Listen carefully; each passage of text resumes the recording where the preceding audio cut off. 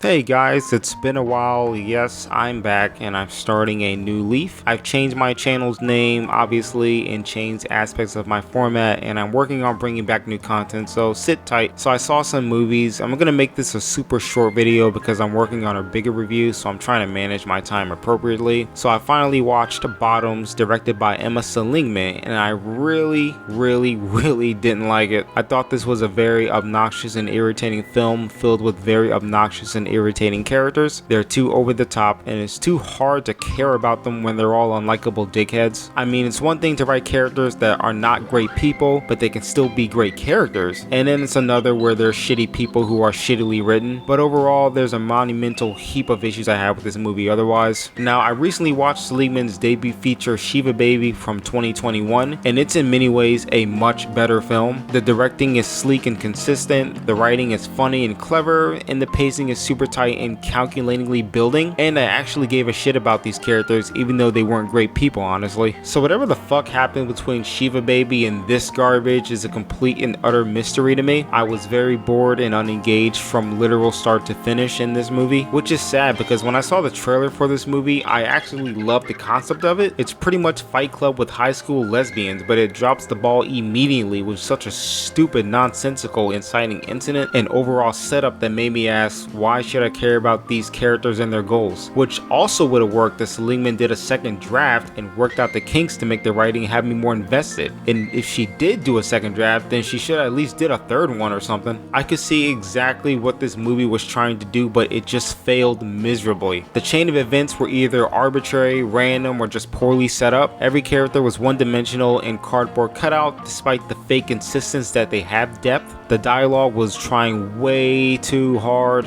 It sounded like dialogue from 2016's The Edge of 17, where it was overly obvious and sounded like actors pretending to be high school teenagers. I've never heard an overabundance of witless, overbearing, bad dialogue before in a film. Okay, you know what? It's not gonna happen, okay? The school has such a gay problem. Okay, no one hates us for being gay. Everyone hates us for being gay, untalented, and ugly.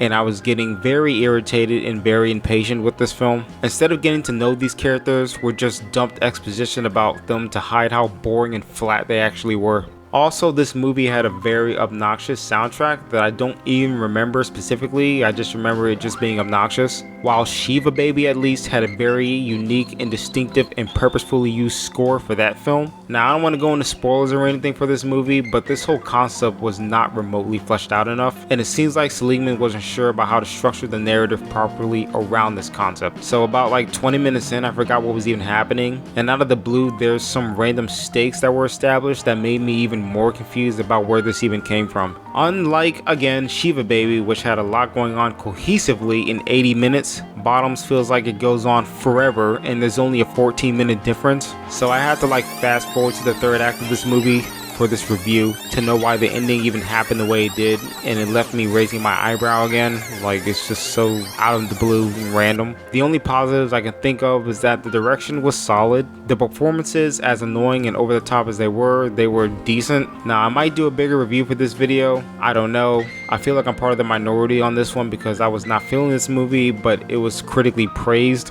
But honestly, I can only give it 1.5 out of 5 stars. Maybe I'll see it again, maybe not, I don't know, but yeah, I just didn't like this movie, sorry.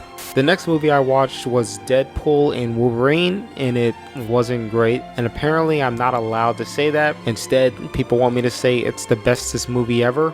There are aspects that I liked, but also aspects that I didn't like at all. I would overall say this was a fun movie, but probably the most forgettable out of the three. Now look, the entire trilogy is definitely not a masterpiece or anything, and all of them I would say are just one and dones for me, but at the very least I can say I remember what made the first two enjoyable for me. The first two felt self-contained with pokey references to the Marvel franchise while consistently being its own thing, and now that Disney bought fucking Fox, this one feels oddly compromised. Like Disney is trying now to get Deadpool into the MCU, but why? In the first film, he didn't even want to work with other people, and now he has the same motivations as Sam Witwicky from the third Transformers movie. I've done shit that matters, and I just kind of like a job where I matter again. I want to matter. Why? I want to be important. Why? Now, I'm not going to go into heavy spoilers or anything, but I will say I am sick of multiverse stories. It's been beaten to death, and now the only thing left to beat on is the tombstone itself. It's now just a plot device to make money, not to really tell a story, and now we have variants to use as excuses, and now you're telling me Hugh Jackman came back and the excuse is that he's a variant that let his team die. I guess there isn't a variant where he's with the other X-Men that could be alive in a different universe. Otherwise, Deadpool would have gone to different universes and got the entire X-Men team against the TBA or whatever. But I guess Ryan Reynolds didn't call the other original cast members to reprise their role or something for reasons I don't know. The whole thing is just a play on how important Wolverine was to the superhero franchise when Fox was in charge of the X-Men, I guess. I mean, if the bad guy's gonna eliminate other timelines because they lack anchors, then why did he tell Deadpool that he was gonna do that instead of creating a narrative that tricks Deadpool into doing stuff and then just return him back to his original world and then destroy that timeline? Was it a joke that he explained his whole plan to him, because that's like a trope for bad guys to do? You know how they like to explain their entire plan in great detail just to give the good guy some leeway? Sly dog, you got me monologuing. I can't believe it. I mean, he wants to do this whole thing with an iron fist over timelines, so why did he come upfront and honest about his intentions? Like I said, I don't want to go in depth about the plot if you haven't seen this movie, but this felt more like a nostalgia orgy rather than moving the franchise forward. Fox actually thinks that digging up the past, then turning into slaves for Disney is going to fix their problems. I mean, look, Warner Brothers is doing it now. Fox and Disney seem to keep hiring writers and directors that have no idea what they're doing. So when their movies fail, their solution is to cater to people from the early 2000s era of superhero movies. And you've seen this movie, so I know you know what I mean. Look, you want to know why Dark Phoenix sucked? Because you hired the writer of X-Men The Last Stand to write and direct this movie. He completely screwed up the Phoenix plotline twice. So what was Fox even thinking? I mean, had that movie been successful, in my opinion, with a better writer and director behind it, I bet you $1 million we probably would have got a brand new interpretation of Wolverine by now. I bet you. But instead, we get Mystique leading the X-Men.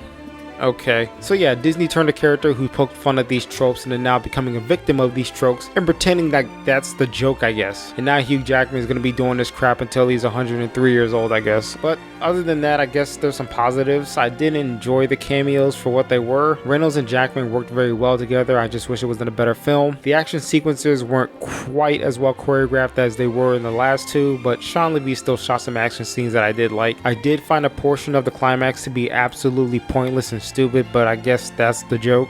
Sure. But overall, I didn't really hate this movie. This is just my least favorite of the three, and one that I have no interest in wanting to watch ever again. But I think the worst part about all of this is that this is just a bad sign for what's to come for the MCU now. If going the safe route for casting choices hasn't already shown you that Disney hit the red button, then this movie will definitely indicate that. So yeah, I'm gonna give this movie 2.5 stars. I originally gave it 3 stars, but after writing this review, I like it a little less now. So yeah, some people like it more than me, and that's fine. Just don't start swaying out and getting sensitive if somebody doesn't like this movie as much as you do. Okay, so I'll see y'all later, and peace.